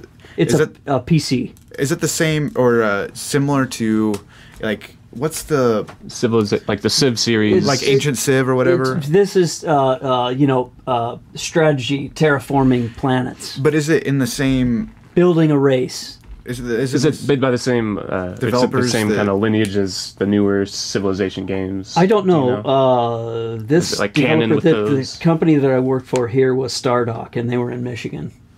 Okay. So these were the only two Gal Civ games that I worked on. Dreadlords. Because there's another one like This is the collector's edition. Ancient Civ. I'm looking on Steam right now. Galactic Civilizations 2 is still selling for like $20. Oh my gosh. That's pretty good. I'm gonna hide these from you guys. Then. You got a I gold don't mine have a there, disk buddy. drive on my PC. so- Yeah, nobody even has disk drives anymore, man. Right. You, So you're yeah, you saying- could play them and then re-shrink wrap. I'd never even know. Right. Yeah. Do you have any games that do you play a lot of video games yourself or did I you, don't. or- In fact, the two games that stand out in my mind that were my all-time two favorite, Abe's Oddworld Odyssey. Oh yeah, was that one of I played one of the Oddworld games. It was I don't remember. PlayStation, I believe. That was the one that I It was played. such a weird game that I Or was I it? haven't heard of had it. to I just saw the artwork for it and Yeah, rented it. it was just beautiful. It just and the one of the main reasons I played that was for its beautiful environments, its colors. And isn't that a side scroller? It's a side scroller. Yeah, and it looks like it's 3D, but utilized the same kind of 3D technology that Doom 64 did. Right. But it's just a beautiful game. I'm just gonna pull And up a I picture almost of it. went to work for those guys at Full Moon Studios on not Red Dead Revolver. What was that? You're not thinking of It was Rockstar. a vampire, like a vampire zombie kind of vampire, Wild Wild West. It launched at the exact same time as the Dreamcast version of Hydro Thunder, I think. Yeah, this is Corey would know that. That's so Yeah, he's thinking real hard right now. It's like Night Watch. Yes. Was it? Okay, Night Watch. Yes. I was Because gonna there was work. a sequel that they put out on PS2. Yeah. And that I played that one. Yeah, some of the guys from Oddworld Inhabitants, which was basically the company name for the creator of Oddworld Odyssey, they came down from San Luis Obispo, where their studio was, and worked for a while on that game. and it showed. It was just it was just beautiful. Turned out to be a just rock star game. No, I mean not rock stars, but Right. Rockstar. Not to be confused. Not to be confused, Right, as you're right. confused already with half the stuff I've been talking about. Did you find that picture, or did you already pull it up? Oh yeah, I'd already kind of I didn't get to look at it. shown some. I don't know if that jogs your memory at all. Oh yeah, Any of that? Is it also on PC? This one? it was actually. That thing looks Yeah. familiar. I played some of their sequels that they put out. Yeah. So they kind of had a shooter game. That was a like full 3D. I think it was for Xbox or something. It was in the same world, but same art and everything involved. I'm gonna try and find Yeah. that. But They have an Oddworld on current gen. I have a Oddworld on my PS4 right now. Oh really? Yeah. it was, I think, Oh Stranger's Wrath. Yeah. So it was kind of like a Western-ish feeling. was really fun. It was This is the one I played. oh okay Oh, okay. Yeah. It was newer, but not new anymore. Same, Oh, obviously. wow. same like race of Yeah. creatures and Same world, same kind of style of West. going to Gotcha. it. That's cool looking. The Fico Depot. I just love that.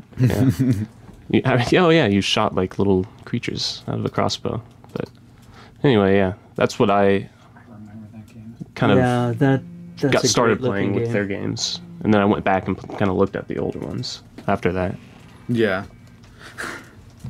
But yeah, Yeah, that's cool. Did you? Flight sims also.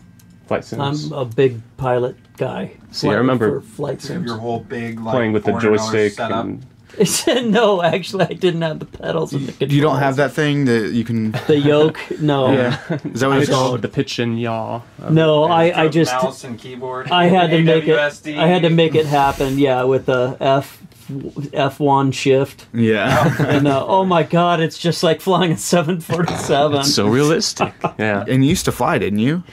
I I mean, we don't have to get too into that. I but flew. Yeah, that could be just another a podcast.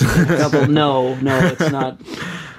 I worked on some flying in California, but not. I wasn't a pilot. Okay, gotcha. Yeah, Gotcha. Yeah. I did fly, however, twin turbo. What was it? Yeah, twin turbo, brand new turbos, around Catalina Island. Oh wow. And this thing is like, it is like this epic plane to fly. Mm-hmm. It's so fast. It's agile. You barely have to, move the stick or the yoke to just tell it what to do. Right. They damn near fly themselves. It's Really? amazing. Yeah, we always talk about Jimmy and I. We're like, this guy's the most interesting guy in the world. He's done a little bit of. You've had a little part in every little thing that you like. I feel well. like. It's why always you're here, interesting. Yeah, it's just cool. I don't know. What are you up to now? Like, as far as art, I mean, you're still doing art and stuff. What do you do these days now that you're retired from the gaming industry? I work on custom top hats. I have a little company called Dr. Oddworld. Right. Dr. Oddworld. Dr. Oddworld. Yeah. And I'll design and I'll show and I'll sell across just around the immediate states here. Right. At like Comic Cons Mm-hmm. and And so forth. Would you say it's kind of like steampunky? Very Yeah. much steampunk. I've seen Yeah. your car. I kind of know your. Yeah. I wish and we had a picture of your car. Yeah, that would be. that's perfect. also what I'm doing. In fact, I might. Yeah, if you can find one and just text it to me, I can pull it up. Or something. Yeah, that would be Quickly. like a recent picture because it's changed a lot. Since. 5 billion photos. Do this quickly, please. And also, I can stick like a link or something on the video. Oh yeah, we'll put a link to For your website. You know. Oh, cool. Yeah. Okay. Little plug. We can pull up the website too. Oh yeah. What is the Yeah. website? It's just Dr. Oddworld, all one word, .com. And I don't have any of my current hats on there, but it'll kind of show you what I do. Yeah, I can kind of go through your gallery here. Mm-hmm. Wow. I like that one. And these are all like real antiques, right? Or for the most part, most of them are real. I apply antiques to the hats, yeah. The one that she is wearing right now, the base hat, is an actual World War II Russian soldier's hi-hat. And Wow. it has his number inside and no moth holes. I saw that and I just said, you know what, Dr. Oddworld has to buy that. Yeah. And then a put good business. wings on it. And It's a good business write-off right there. yeah, well, it has a little bit of the soldier's sweat mark, but it makes it official. We got That one's really cool too. Yeah, these are amazing. how much time on average do you spend on? Between 50 and 70 hours on each Holy one. crap. Oh, yeah, wow. And I sell them anywhere from 175 to 300, depending on the detail or Which size. I feel like is or- cheap. Yeah. Like, I For mean, that amount of hours. for how much it goes into it. Yeah, in fact, I think Dad and I calculated per hat and per hour. I think I'm making like less than $1 an hour. Or something. Passion project. Yeah. Yeah, I mean, but still, to be able to do something like that. And Very cool. yeah. Do you go to like cons and stuff, don't you? I do. Yeah. I do. I'll show and sell it at Comic Cons. Yeah. Find that picture. Just fishing around for. I told you, thousands. I could probably just Google your Andrew Wilson. Andrew's car. Just- Crazy Lee Summit man. You know what? One of those driving around. A lot of my photos will probably pop up. Crazy Lee Summit man. That's funny. Oh, there's the solar eclipse. Huh? Good grief. You know what? Yeah. We'll save it for the next one. I'll just Yeah. take some new ones. I think we next should do another one at some point. time. I'd too. love to. This is so much fun. Yeah, I like Yeah. doing this kind of stuff. So we were talking about Battlefront 2 earlier. Hmm. EA just posted this on Instagram. As we approach the worldwide launch, it's clear that many of you feel there are still challenges in the design. We heard the concerns, blah, blah, blah. Never our intention. Sorry we didn't get it right. And then it says they are going to turn off all in-game purchases. We will now wow. spend more time listening, adjusting, balancing, and tuning. This means that the option to purchase crystals in-game is now offline and all progression will be earned through gameplay. Oh my gosh, that's huge. Wow. But are they? This is the thing. Are they going to do that and then fix it and add them in later? Right. Because that was what I heard originally. Just kind of I don't sneak I it. don't know when they did that. This was it's EA Star Wars on Twitter. EA. Did they just announce this just now? I don't know. Because don't know. Yeah, I'm gonna But try since and pull we're it talking up. about it. I'm like, ooh, Yeah. time to read this. Well, because I heard a little bit ago, a couple days ago, that they were backpedaling on a lot of the stuff. But if they Yeah. actually like denounced it, that would be. and I don't know if they said it was temporary. Yeah, it's EA Star Wars. This one right here. That guy. Oh. Go down a little bit. This is the thing, though. Are people gonna like? Are you if they actually took them out permanently? Would you buy the game? Would you? Yeah. Because I want so badly to be able to play it. No, you- Like my you God. I do too, but if it's what If It's a matter of shit, principle, I'm not. yeah. I will not play it. No, I don't just want to support it either. This is what it looks like. Oh, okay. I don't know. Maybe they took it down. I don't know. It's How long ago already- they posted this? How long ago are we at? We're at November 17th down there. Okay, so maybe we just missed it. Weird. Well, never mind. After hearing that, I can't imagine they wouldn't have yanked that. Yeah, I mean, I think I don't know how much their stock dropped, but it was sure like an their absurd. investors are like, you need to fix this. Yeah. I'd heard there. Because they're, Yeah. they're company first. Like, Oh yeah, They're all about, I mean, and you have to be, I guess. Yeah, there's but- lots of mouths to feed. Right. Relying on you there. I have another yacht to buy. Yeah, yeah. no kidding. Another game company to destroy. Exactly. Right. To absorb. Do you have any like events coming up that you're going to be at? Any cons? The one in November was canceled. So I'll have to see right now because a lot of them are either up in the air from last year's attendance, Mm-hmm. It wasn't or so good. finances for the actual owner. Mm-hmm. So yeah, the one it was called Emerald City, and it was in Wichita. Mm-hmm. And that was the most fun. It was just an incredible little steampunk show. But it was intimate to the point where you didn't have a lot of people coming in. Right, not a lot of foot traffic. Yes, looking at it and buying stuff and so forth. And the last year, they overlooked there were going to be 2 parades at either end of the entry street. So you couldn't get in if you wanted. You could not get in. People would just give up and go home. Oh my gosh! Yeah, well, we were a bit aggravated that they didn't know about that. But you know what? Right. It is what it is. Well, maybe like next time there's like a con that you're going to go to or something, we can do like another podcast like pump you up before. Yeah, kind of get it out there a little more even. That'd be sweet. Awesome. I mean, if people actually end up listening to us, which I think they will. I think gotta start somewhere. Once a couple people start listening to it, I think that they're going to enjoy it. Yeah.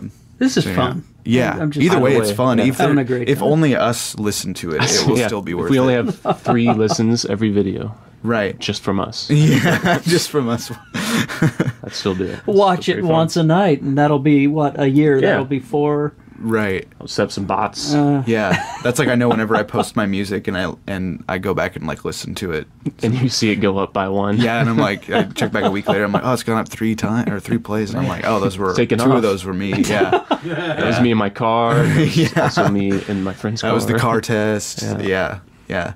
Do you see with your hats and stuff, do you see like an overlap of like similar I don't know how to explain it or how to ask it. Like same like demographics. processes or the only thing that I could think of I'm talking about like versus video games, like applying the same like skills and you know what I mean?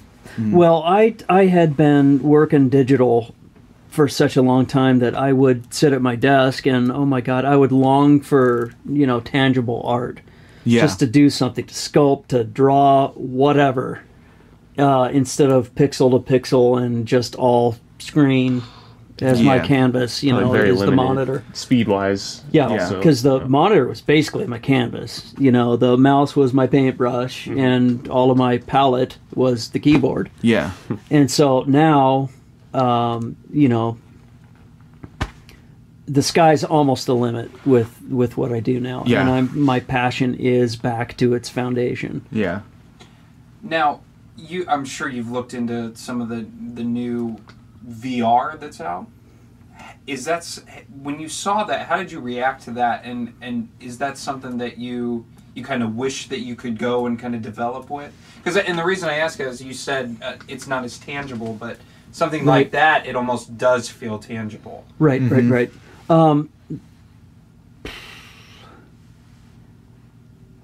Oh, wow. I don't want to answer. Weird question, I know. Yeah, why don't you it's okay. immediately have an answer to that? It's okay. Because, no, it's a good question. It is. I mean, if I was still in that mode and video games and so forth and really connected, I would be 100% on board with working on those, because not only are you interacting on a monitor, with the controllers, you're now interacting in a world that you could step into and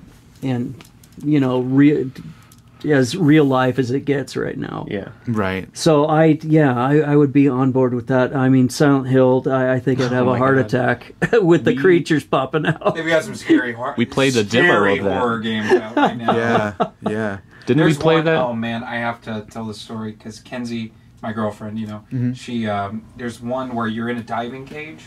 Oh yeah. You I think we go did that down and you lose contact with the people above you, and this huge radioactive shark comes out of nowhere and starts like breaking into your cage. And she just cracks me up because she's like in her chair and she's like fetal position, just screaming.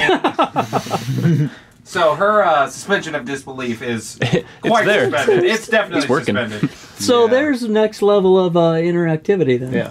Definitely. Yeah. I think we played a Silent that Hill in- demo. No, it was in VR. Resident Was it? Evil. Oh, that's right. Yeah. Sorry. Yeah. It was. Oh my god, horrifying. That one was pretty. Wow. pretty Yeah, good. it's a little bit too much for me. Like I couldn't. There's no way I could play. Well, through the whole after a game few like that. minutes of being there, your eyes adjust, and then you actually start to feel like, you know, when you're ducking down, you can get on your knees and look under tables and stuff. It's that, Yeah, look for little to that clues. level. And, So That's unbelievable. I'd be start picking the hitting your head on gum stuff. from the underside of the table. Yeah. right. Oh, that's mint. Yeah. I like that. Yeah, I do feel like it would be a little bit different with the more like actually building something though. You know what I mean? Yeah. Because you're actually going out into the world and you're finding things that other people have made too, and kind of using them as part of it all too. So That's you have a lot. That's really, really great. There's no like, you know what I mean? There's no like box. Like that's kind of the same way with making music. Yeah. Like I get into like kind of phases of like I'm making all music like digitally, and it's all in the box, and you're kind of limited to this. yeah, This sometimes thing. that helps to set yourself boundaries, like to say I'm only going to make music with these certain instruments or these certain types of instruments, and then you Right. get inspired that way. But after a while, you get used to it, and you have to switch it up. You know, Yeah. set new rules almost. But Right. It's like different. It's a lot different than on the computer versus like me playing guitar and jacking with knobs Yeah. and Yeah. in real time, and you know what I mean. just That let it is roll in the to moment tape. type Video stuff. game and hat. Yeah, in the moment know. type things where Exactly. Yeah, you're making decisions like that. You know what I mean. It's a little bit different of a dynamic. I feel like. Definitely. So I feel like that'd be Even, rewarding. There's 3D audio or VR audio. Yeah, I being would like developed. to be able to get into that. Yeah, that'd be crazy. I don't Yeah. know anything about it, but I know once that software is, you know, it might be available now. But I want I think it is. Yeah, to there's. get on that and just try to get my foot in the door. Or Yeah, at least be able to use it at the very least. You know. yeah, designing 3D space like with Yeah. sound. Yeah, that'd be awesome. Yeah, that's going to be a whole new like industry. I'm sure of just people doing that with all the VR stuff, and VR is just going to get. I mean, it's already just getting bigger. And it's going to get. Hopefully, it keeps growing. Yeah, it's still kind of like the ones they have out now are awesome because we've never had anything like it. Yeah, but they're it's literally still the best that we've ever had. think of like Troy Aikman football Yeah. versus Silent Hill Homecoming, Yeah. and how that's only a few years and how It's much the better tech it can curve. get. Yeah, It's just like everything just keeps going up. yeah, of it's like this course. thing is like the Atari of VR. So imagine, you know, in 2 years, even 2 years, because Yeah. now technology rapidly advances a lot faster than it used to. So it's like exponentially growing on Yeah. all the time. So There's It's some gonna kind get of nuts. law. I forget. It's like Moore's law. I think. Is Yeah. what it's called. Mm-hmm. I think. I think that where is what it is. Yeah. technology kind of exponentially, you know, grows every certain amount of years, but it's gotten to the point now where they're like, oh, it's just off the charts. We don't know. Yeah. Like think about. Oh, like holography, projected holography. Oh yeah. That you're interacting with different things in midair. Yeah. Yeah. That would be awesome. yeah. Well, they kind of have. I know they've done like concerts with holographic.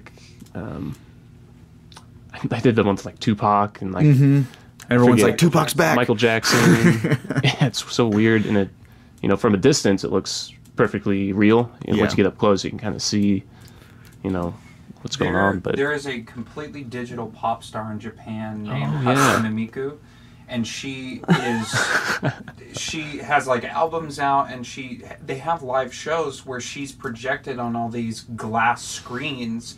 So it looks like she's up there dancing. Her voice is completely digital. Every movement she makes is completely digital. That's all incredible. of it. So she's also like the biggest pop star, one of the biggest pop stars in Japan. it's already happening. So is she a real person at No, all? she's completely digital. Even the voice, completely you said. fabricated. She is all algorithms and code.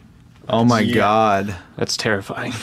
We're out of business now. Yeah, they're putting us out of business. Oh my god! Oh Pretty my niche, though. god! I mean, Yeah. it's the only one that's become popular. I mean, I don't listen That's to a lot of J-pop, fantastic. but but she's big enough that you go into Hot Topic and you buy little toys of Hatsune Miku. So Right. that's yeah. crazy.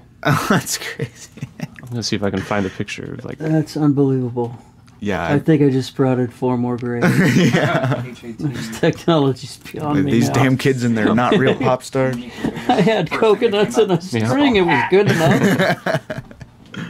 So this is. This is Hatsune Like a- Miku. Let's see if I can do like a live. What the live show would look like. Oh my god. So it's just like a little anime girl. Is this on screen right now too? Yeah, this is. That's all the people with glow sticks there. And she's projected? Yeah, that's Yeah, her she's there. a projection. But it's all three-dimensional, so she's got depth as well. Is that Oh, that's her. David Letterman? David Letterman. Oh my god, David Letterman like meeting her. it's so bizarre. It kind of seems like it would have started out as like a joke, and then it just took off. I don't In know. Japan, there are no jokes. Yeah, that's it's You say something and different it's gonna world. get made. Yeah, That's crazy. it's pretty amazing. Well, You want to wrap it up? yeah, let's wrap it up. Yeah, we're getting- This has been awesome, man. Thank you. It has been awesome. Thank you, guys. Thanks for coming on. Yeah, come on. Like, Anytime. yeah, literally. yeah. I just- will. I'll be back. Yeah, I'll have Come knock photos on of the my door. rusty car. yeah. We'll talk about your car next time, That'd be and cool. yeah, that'd be great. Well, thanks a lot, Good man. grief. Thank you. Jimmy, Corey, Andrew, thanks, man. Good night. Yep. Yeah, Thanks we'll everybody put your for stuff listening. in the info. Plug your website and everything. So And just leave all your games here. yeah, Yeah, go ahead and just leave those. And We'll sell them. We won't open them. Yeah, we won't open them. Quick, I grab trust you guys. Grab your It's N64, Dan. it's a Right. trust thing. Right. All right. Thanks, man. right, later, guys. Appreciate it. See ya.